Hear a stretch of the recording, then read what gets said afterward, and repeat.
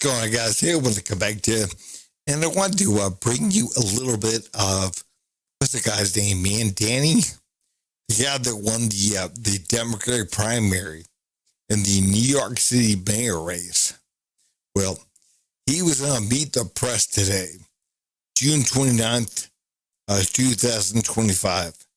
And this guy, man, he's a piece of work. He really is. He's wanting, again, New York City owned grocery stores, free public transportation, rent control, and how is he going to pay for this kind of stuff and the other programs as well? Well, he's going to increase, according to him, and according to his website, he is going to increase taxes in white areas. Yeah, white people areas. And again, man, there's no white areas. It's just, there's certain, money that you had to spend to live in certain areas, but there's still white areas. It's not like blind people can't live there. But again, that's what they're making it sound. They make it sound like it's not really income so much as this, taxing white people because white people don't pay their fair share, apparently. And again, guys, man, this kind of rhetoric is what is destroying this country. Well, let's talk about your policies, your vision for this city. Here are some of the things you've proposed: free buses, rent-stabilized housing, a $30 minimum wage, creation of city-owned grocery stores. It's a very long list of proposals. So let me ask you, if you were to be elected the next mayor of New York, what would your day one priority be? The first thing is living up to these promises that I've made, because I've made them because I intend to keep them. And in a city of about 8.5 million people, close to 2.5 million New Yorkers live in rent-stabilized housing. The mayor, through a board called the Rent Guidelines Board, sets whether or not those rents increase or stay the same. The previous mayoral administration froze the rent 3 times. This one, led by Mayor Adams, increased it by 9%.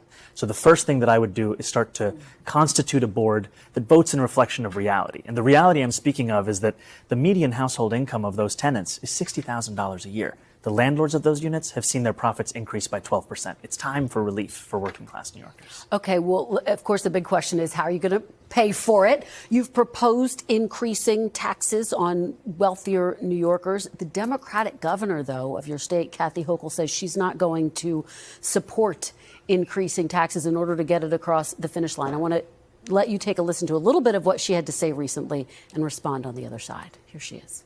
I'm not raising taxes on people at a time when affordability is the big issue. I'm actually cutting middle class taxes. Even on the wealthy. I don't want to lose any more people to go to Palm Beach. We've lost enough. You get what you asked for.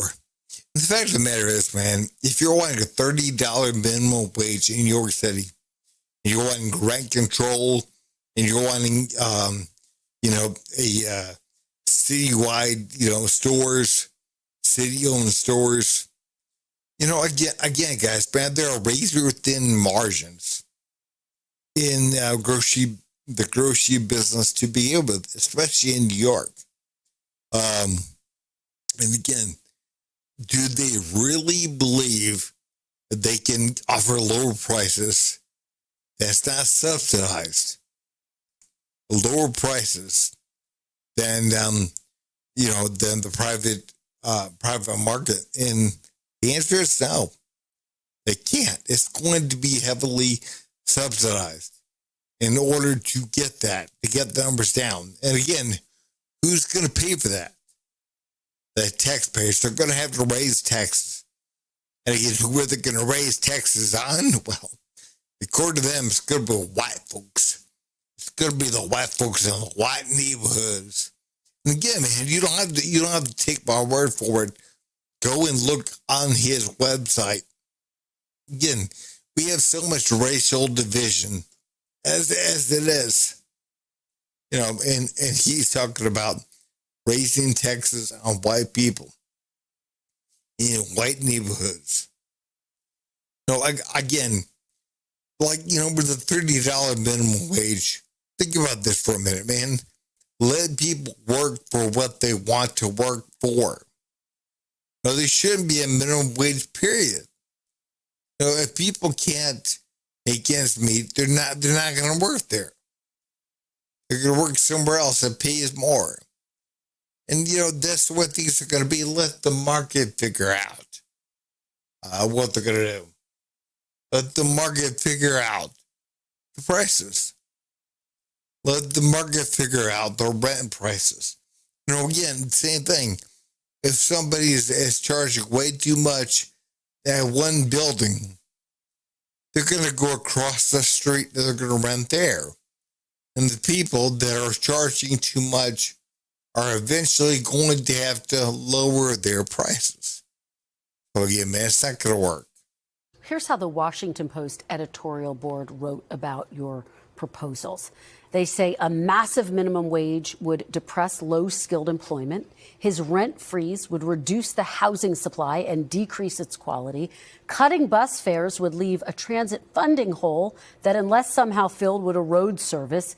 Meanwhile, the grocery business operates on thin margins, and his plan for city-run stores would probably lead to fewer options, poor service, and shortages. Mr. Mamdani, are your proposals going to hurt the very people you're trying to help? Not at all. There have been many an editorial board who have had concerns, and what we've shown is that more than 400,000 New Yorkers are excited about this vision. And the reason they're excited about it is one that is in line with the scale of the crisis in this city. I mean, we are talking about our tax base growing smaller and smaller each day, with New Yorkers leaving to New Jersey, to Pennsylvania, to Connecticut. If we do not meet this moment, we will lose this city. And our proposals are ones that are thought out. They are ones that are also clearly going to be funded by these revenue streams. I'll give you an example.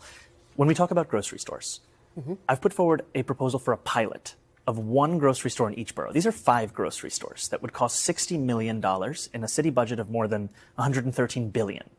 And ultimately, the reason that we are so excited by them is we've seen that they've worked in Kansas. We've seen that when a feasibility study was done in Chicago, it was shown to be something that was not only feasible, but pressing and urgent in an urban setting. And finally, it costs less than half of what the city's already set to spend on subsidizing corporate supermarkets without any guarantee of cheaper prices, any guarantee of collective bargaining agreements. Again, man, his policy, his plans are going to lose all kinds of money. We got to be asked about that. We got to be straight about that. The fact of the matter is, he's lying to you. He is lying to you, number one, when it comes to the stores in Kansas. Those stores he's talking about are not stores that are owned by the government. Those are stores that are owned by private companies that are being subsidized. And that's already happening in New York City. Again, that's the only way for the stores to actually, in a lot of cases, break even. Because again, man, you're always putting your thumb on the scale.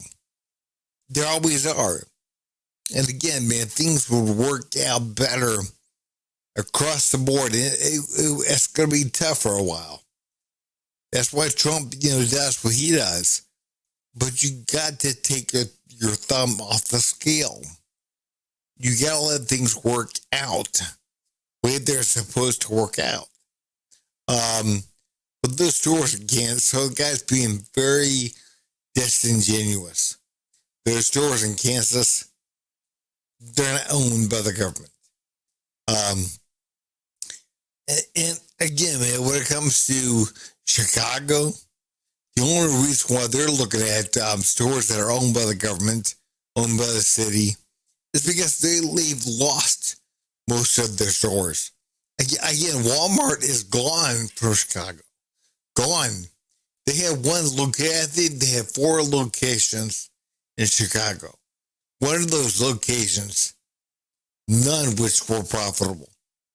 One of those locations had been open for 17 years and had never, ever seen a profit. So again, the reason why is because they have bad kids, they have bad people up there. Again, they're robbing, they're looting, they're taking, they're, again, you can't make a profit when people are going in there with bags, putting meat or whatever in their bags and walking out the door.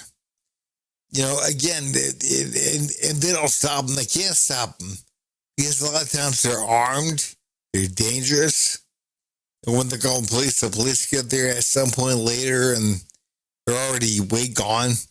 The fact of the matter is, man, the reason why Chicago wants to do so is because Chicago does not have a choice. And again, man, that's going to wind up happening in New York City too, unless people get their head out of their ass.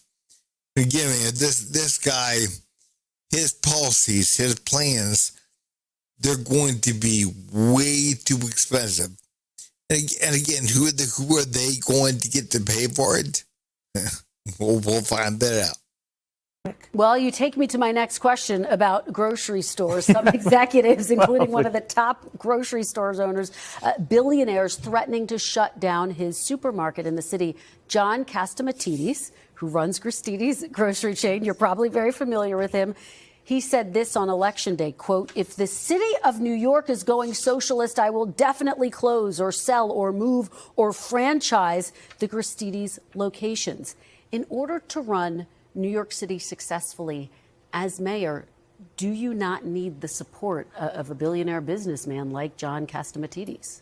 I don't know if I need his support specifically, but I want to make clear that my vision for this city is a vision for every single New Yorker, including business leaders across the city. And the reason I say that is that my proposals, even the ones to increase the top corporate tax rate of New York to match that of New Jersey, are ones that would also benefit those business leaders. Because when I have conversations with them, what I also hear is the just how expensive this city is preventing them from attracting and retaining the talent they need to grow their business. And ultimately, I'm looking forward to having those meetings, having those sit-downs to make clear why this vision would benefit all. We went on your website and realized there's a policy proposal that says your plan, and I'm going to quote it for folks, is to shift the tax burden from overtaxed homeowners in the outer boroughs to more expensive homes in richer and whiter neighborhoods.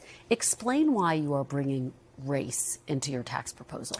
That is just a description of what we see right now. It's not driven by race. It's more of an assessment of what neighborhoods are being undertaxed versus overtaxed. We've seen time and again that this is a property tax system that is inequitable. It's one that actually Eric Adams ran on, saying that he would change in the first 100 days. He's since sought to defend it and lost at every juncture in court. And I understand you're saying we're simply describing the types of neighborhoods that would see these increase in taxes. And yet, by invoking race, do you run the risk of potentially alienating key constituents? I think I'm just naming things as they are. And ultimately, the thing that motivates me in this is to create a system of fairness. It is not to work backwards from a racial assessment of neighborhoods or our city. Rather, it's to ensure that we actually have an equal playing field. And right now, what we see with the property tax system is one that is overtaxing a number of New Yorkers and undertaxing others, and an inability of political will to resolve that. So no plans to change that language on your website? The focus here is to actually ensure a fair property tax system, and that the use of that language is just an assessment of the neighborhood. All right. You are. And of course, guys, of course, he is trying to invoke the race of people. There's no other reason why you do that. No reason whatsoever. If you weren't trying to make it about race, you wouldn't make it about race. That's something that people don't seem to understand. Well, you don't have to make it about that. The reason why you're making it about that is because you want to. And again, man, right now, the country, even white folks are piling on white folks. Again, they don't realize what they're doing. And the black folks, they don't realize what the hell they're doing either. Nobody does. But they're just piling on white people. Oh yeah, white people have privilege. They're this or that. No. Black people and brown people have privilege. Illegal immigrants have privilege. LGBTQ, they have privilege. White people, straight white people, they don't have privilege at all. Come on. What he said, and again, I'm going to read this to you. Shift the tax burden from overtaxed homeowners in the outer boroughs to more expensive homes in richer and whiter neighborhoods. Again, there's no reason to have whiter in there. except you're trying to evoke something. It's kind of like the Nazis with the Jews. Again, they talked about Jewish people, and they said this and they said that, and they would mention this and mention that. And again, there was a reason why. Why? Well, because he was trying to get people upset. They were trying to elicit an emotional response towards a particular group of people. And again, this for years because he wants to get his policies across and enacted. He wants people to get behind them. How do you get people behind them? Well, you tell people of color or whatever that the richer and whiter areas, richer and whiter neighborhoods. And again, it doesn't matter if, black people live there and they're paying higher taxes or whatever. It doesn't matter. Again, that's the way they push this across. If he wasn't trying to do it that way, he would not include that language. Do people not understand that? But anyways, guys, man, if you would, please like, subscribe, and leave a comment down below. Thanks.